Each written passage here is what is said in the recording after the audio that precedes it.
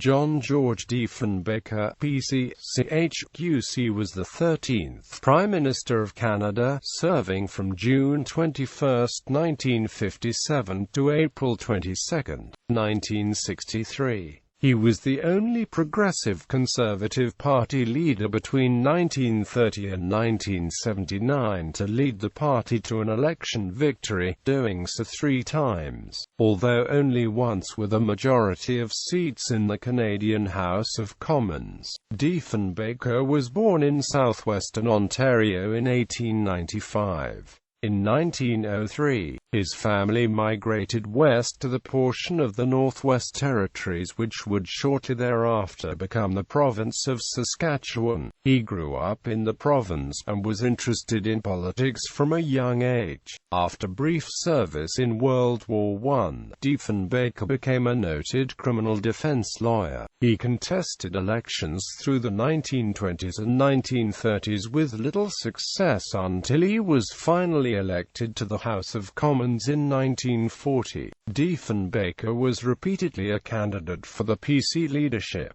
He gained that party position in 1956, on his third attempt. In 1957, he led the Tories to the first electoral victory in 27 years. A year later, he called a snap election and spearheaded them to one of their greatest triumphs. Diefenbaker appointed the first female minister in Canadian history to his cabinet, as well as the first Aboriginal member of the Senate. During his 6 years as Prime Minister, his government obtained passage of the Canadian Bill of Rights and granted the vote to the First Nations and Inuit peoples. In foreign policy, his stance against apartheid helped secure the departure of South Africa from the Commonwealth of Nations, but his indecision on whether to accept Bomark nuclear missiles from the United States led to his government's downfall. Diefenbaker is also remembered for his role in the 1959 cancellation of the Avro-Arrow project.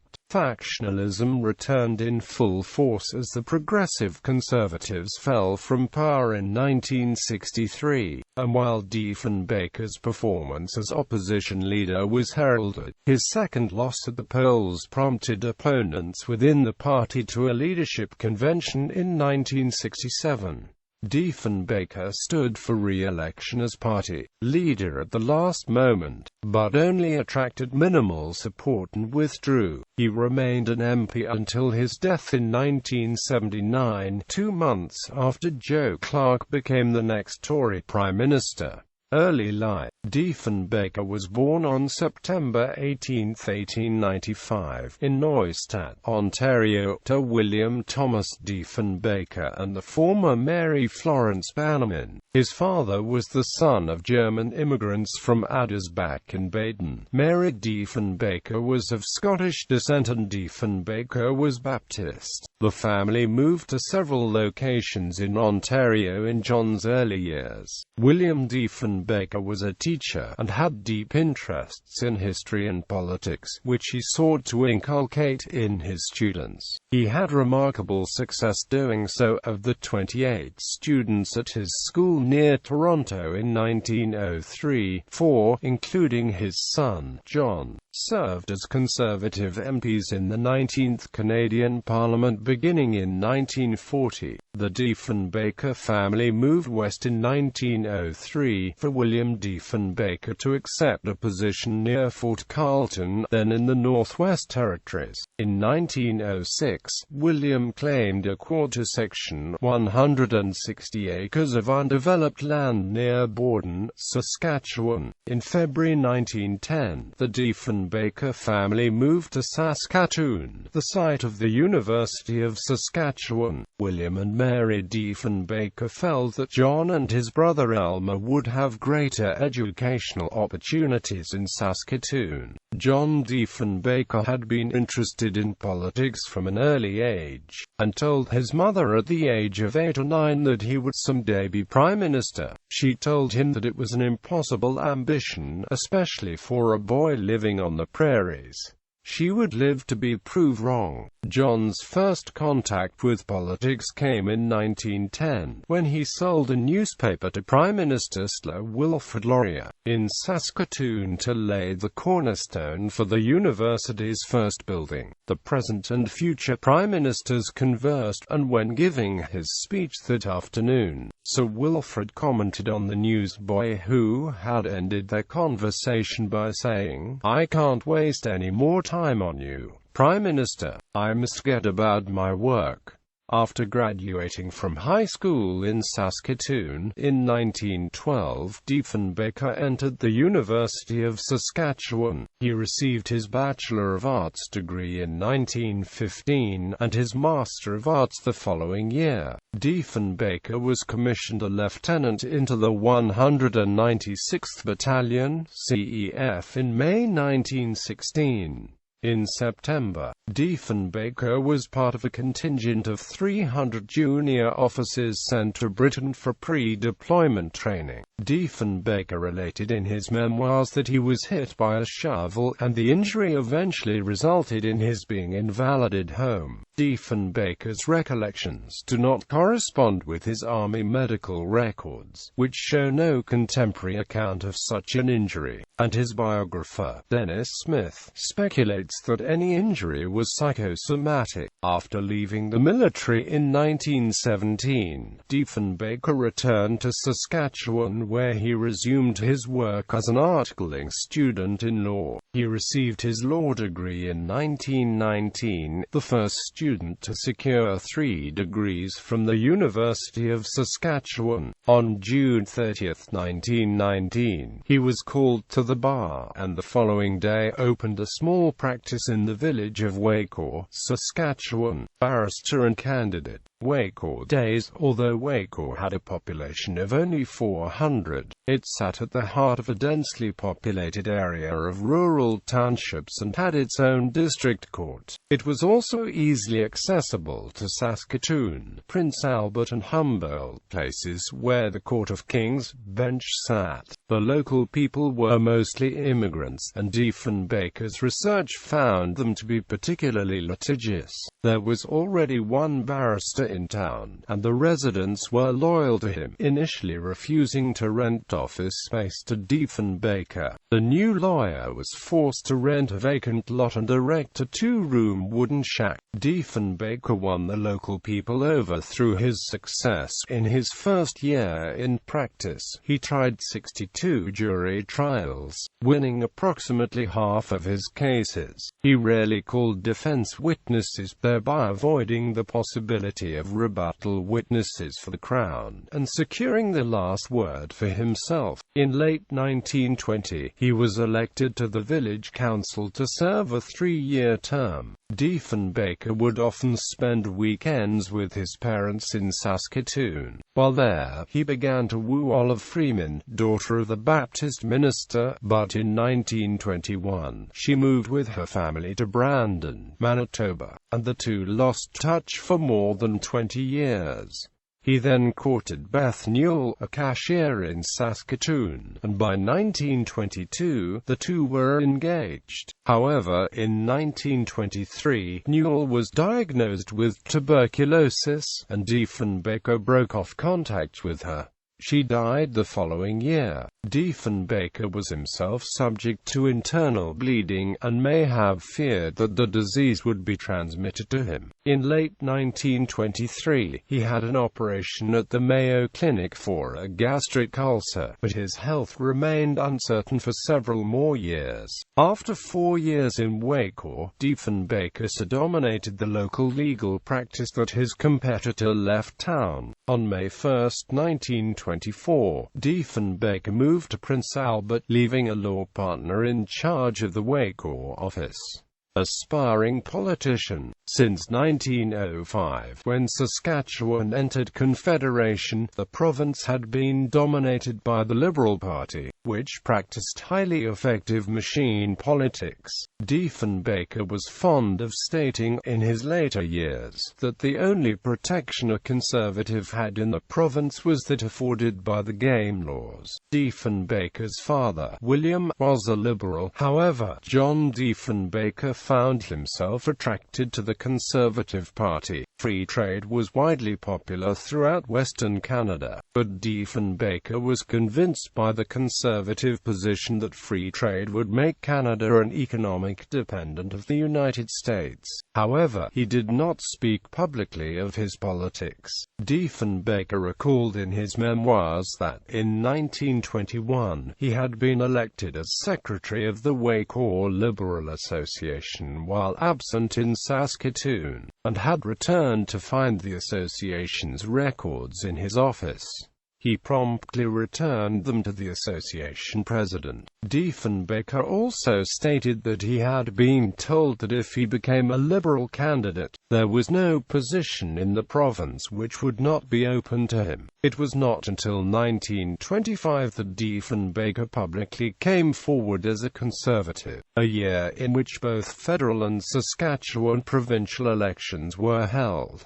Journalist and historian Peter C. Newman, in his best-selling account of the Diefenbaker years, suggested that this choice was made for practical, rather than political reasons. His Diefenbaker had little chance of defeating established politicians and securing the Liberal nomination for either the House of Commons or the Legislative Assembly. The provincial election took place in early June. Liberals would later claim that Diefenbaker had campaigned for their party in the election. On June 19, however, Diefenbaker addressed a Conservative organizing committee and on August 6 was nominated as the party's candidate for the federal riding of Prince Albert, a district in which the party's last candidate had lost his election deposit. A nasty campaign ensued, in which Diefenbaker was called a Hun because of his German-derived surname. The 1925 federal election was held on October 29. He finished third behind the Liberal and Progressive Party candidates, losing his deposit. The winning candidate, Charles MacDonald, did not hold the seat long, resigning it to open a place for the Prime Minister, William Leon Mackenzie King, who had been defeated in his Ontario riding. The Tories ran no candidate against Mackenzie King in the by-election on February 15, 1926, and he won easily. Although in the 1925 federal election, the Conservatives had won the greatest number of seats, Mackenzie King continued as Prime Minister with the tacit support of the Progressives. Mackenzie King held office for several months until he finally resigned when the Governor-General, Lord Byng, refused a dissolution. Conservative Party leader Arthur Meighen became Prime Minister, but was quickly defeated in the House of Commons, and Byng finally granted a dissolution of Parliament. Diefenbaker, who had been confirmed as Conservative candidate, stood against Mackenzie King in the 1926 election, a rare direct electoral contest between two Canadian prime ministers.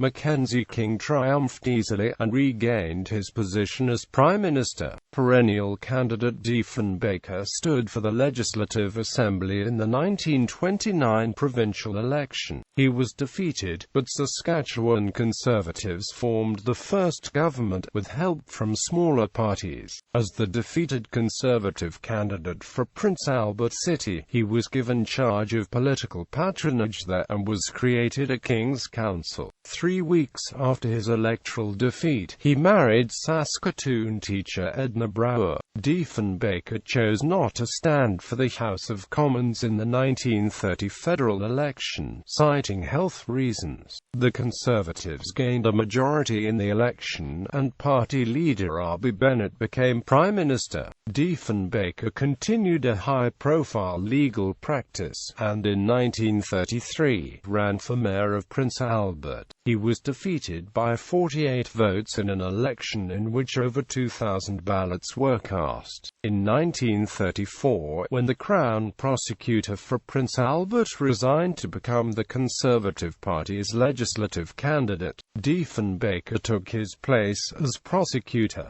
Diefenbaker did not stand in the 1934 provincial election, in which the governing Conservatives lost every seat. 6 days after the election, Diefenbaker resigned as Crown Prosecutor. The federal government of Bennett was defeated the following year and Mackenzie King returned as Prime Minister. Judging his prospects hopeless, Diefenbaker had declined a nomination to stand again against Mackenzie King in Prince Albert. In the waning days of the Bennett government, the Saskatchewan Conservative Party president was appointed a judge, leaving Diefenbaker, who had been elected the party's vice president, as acting president of the provincial party. Saskatchewan Conservatives eventually arranged a leadership convention for October 28, 1936.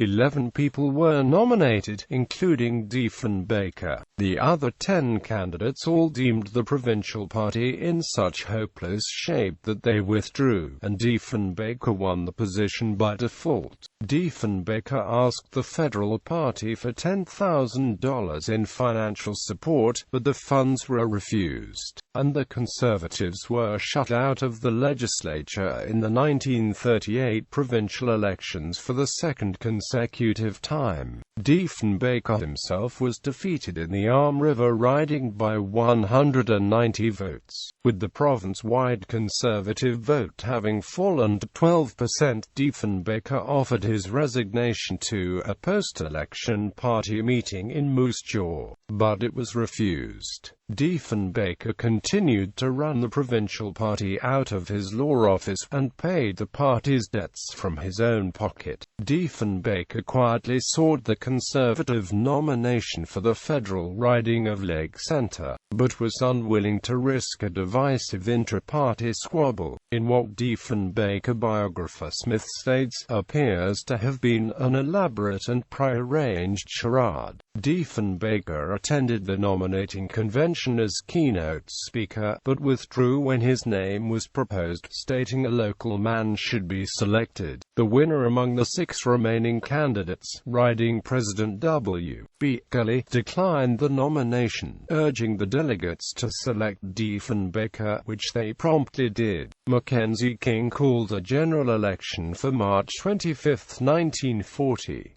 The incumbent in Lake Centre was the Deputy Speaker of the House of Commons, Liberal John Frederick Johnston. Diefenbaker campaigned aggressively in Lake Centre, holding 63 rallies and seeking to appeal to members of all parties. On election day, he defeated Johnston by 280 votes on what was otherwise a disastrous day for the Conservatives, who won only 39 seats out of the 245 in the House of Commons, their lowest total since Confederation.